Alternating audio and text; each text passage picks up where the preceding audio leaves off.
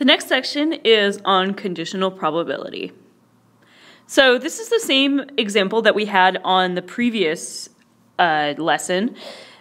We have a sample of 500 people, and they were asked if they were a high school graduate or not, and if they were a homeowner or not. So we're going to do a few different things on this. We want to know, if we know that a person owns the home, what's the probability that the person is a high school graduate? This is what we call conditional probability. They give us a condition, so we know that a person owns a home. And then from that condition, we want to know, out of the people that own a home, what is the probability that the person is a high school graduate? So the first thing you need to figure out is how many people own a home. There are a total of 340. So then from there, out of those 340, there are 221 high school graduates. So we are going to find the probability, and I'm going to write it out as the probability that somebody is a high school graduate, given that they are a homeowner.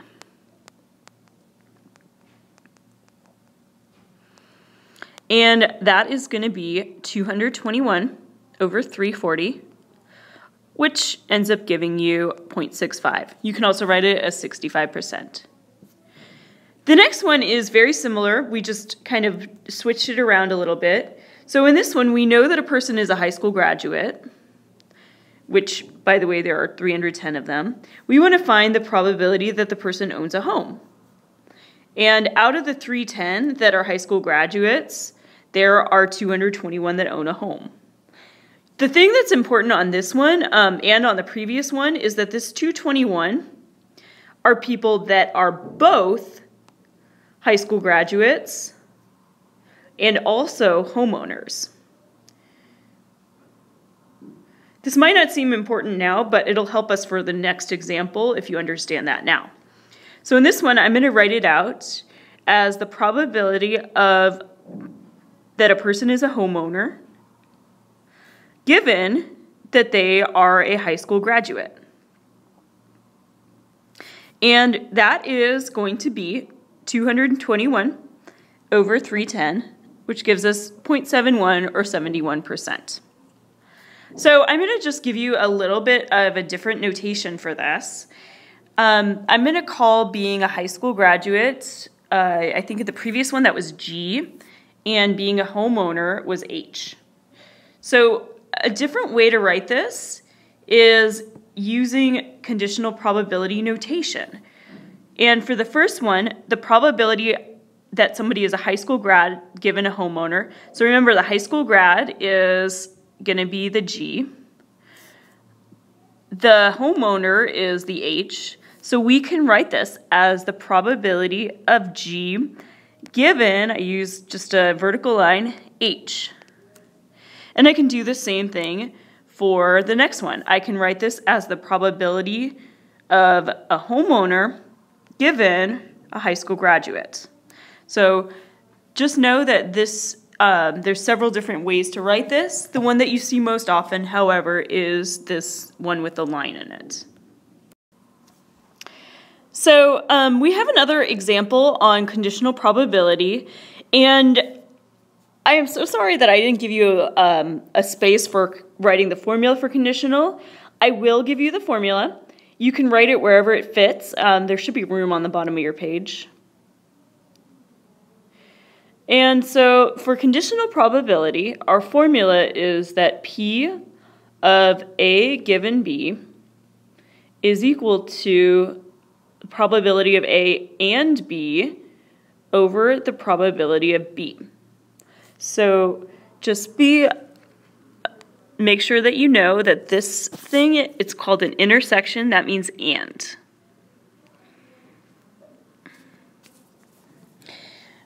So actually, this formula, I do not recommend that you memorize it unless you really, really, really understand it, because I rarely meet students that we'll go through and just plug this into the formula. I'd rather you understand how to do the problems. I think that that's more important for this. However, if having a formula in front of you helps you out, then definitely remember it. So let's take a look at example number 3. And you can do this using the formula, or you can, I would recommend though, you make sure you try to understand it. So they tell us a few things here. We actually had a similar example in the previous lesson. So they tell us that 60% of US households had a traditional landline telephone, 89% had cell phones, and 51% had both. What is the probability that a randomly selected household with a landline also has a cell phone? So what I'm trying to find is I'm trying to find the probability that this person has a cell phone, or this household has a cell phone, given that they also have a landline. So we know that they have a landline. They're giving us that. We want to know the probability that they have a cell phone also. So we're assuming that they have both, but we're given that there's a landline. And if you want to write this in a kind of a shorthand way, you can. This is the probability of a cell phone given a landline. You can either do this using the formula, or you can do it just by understanding. So the key thing here is you want to look, you know that they have a landline. So on the bottom of this, we are going to put the probability of having a landline. And we know that out of everybody, that 60% of people have a landline. Now, if you were to put 0.89 on the top of that, you would notice that you would get something bigger than 1. So actually this 0.89 here is unneeded information. They give us extra stuff there. We want to know, all we care about is out of the 60% who have the landline, what's the probability that they have a cell phone also. So the top value is going to be the probability of having both. And you might have noticed that on the previous page it was a similar setup. The only difference on the previous slide was that we had numerical values instead of proportions or percents. So the probability of having both is 0.51. So that's going to go in our numerator. When you simplify that out, you get 0.85, which you can also write as 85%. So if you do it using the formula above, it gives the same answer, but just make sure you understand it. So our next formula is called the general multiplication rule. This happens when you want to know the probability of two things happening at once. And this one is written as the probability of A and B, which we often will see written as A intersection B, written like that. So this is going to be the probability of A times the probability of B given A. This is another one where it's one of those formulas that it makes sense when you do the problems. Sometimes when you look at the formula, though, it's really confusing. So my recommendation is just make sure that you understand the following problems. And then if you need the formula or you would like to memorize the formula, that's fine, but it's not a necessity. Just make sure that you understand these. So for example number 4, they tell you about 55% of high school students participate in a school athletic team at some level, and 5% of these athletes go on to play on a college team in the NCAA. What percent of students play a sport and in high school and in the NCAA? So for this one, you can write it as play a sport in high school and NCAA. Or if you want to write it the shorter way, you can write it as P of H for high school, intersection, that means and N for NCAA. Actually, this problem is really easy. All you need to do is you do 0.55, which is the percent that play in high school. Multiply that by 0.05. You get 0.0275, and that's all you do. So the next problem is an interesting problem. There are several ways to do it. The easiest way, however, is to make what we call a tree diagram. So there are several things going on here. First of all, we know that Shannon hits the snooze bar on 60% of school days. So what's going to happen is there is a 60% chance, I'm going to write it as 0.6, that she hits the snooze bar.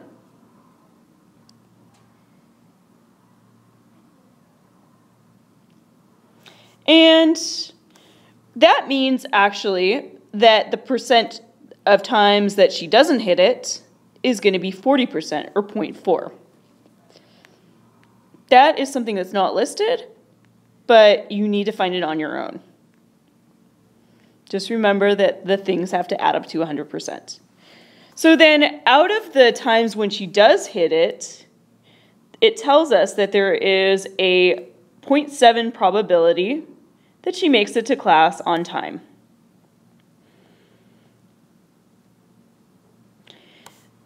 The rest of the time is when she's late. You are going to find that by doing 1 minus 0.7, which gives you 0.3. The next thing is when she doesn't hit the snooze bar, we know that she makes it to class 90% of the time, or 0.9. And then, so the percent of times that she doesn't make it are going to be 10% or 0.1.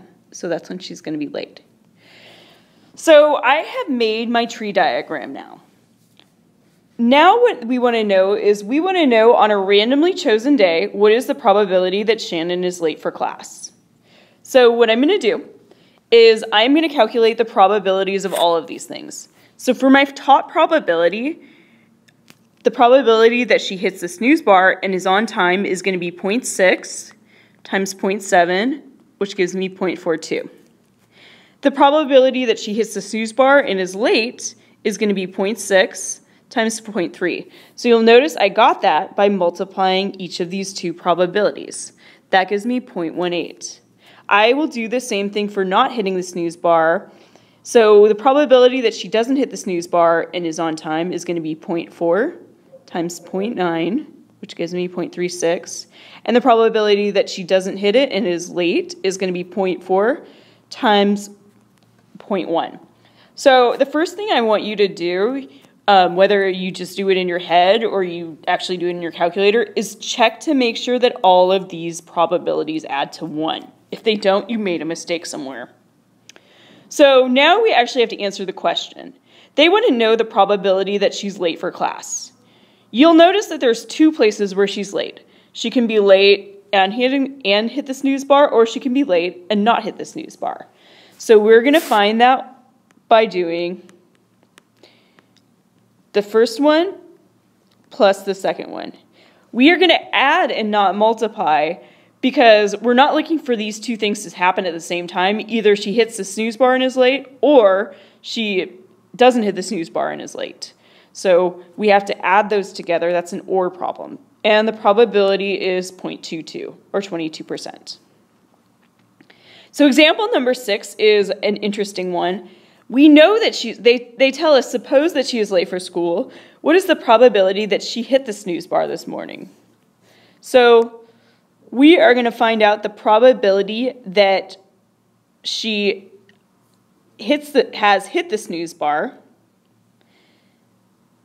given that she was late. And you can write it as shorthand. You can even write it as like S given L, whatever way works best for you. So we are going to put what we're given in our denominator. So we're given that she's late. So we know that our denominator is going to be the probability of being late, which is 0.22. You always put what you're given in your denominator. Now, in the numerator, we're going to put what we actually want to find out. We want to find out the probability that she's late and that she hit the snooze bar. And that is going to be 0.18. That is this value right here. So from there, you simplify it out, and your answer is 0.818.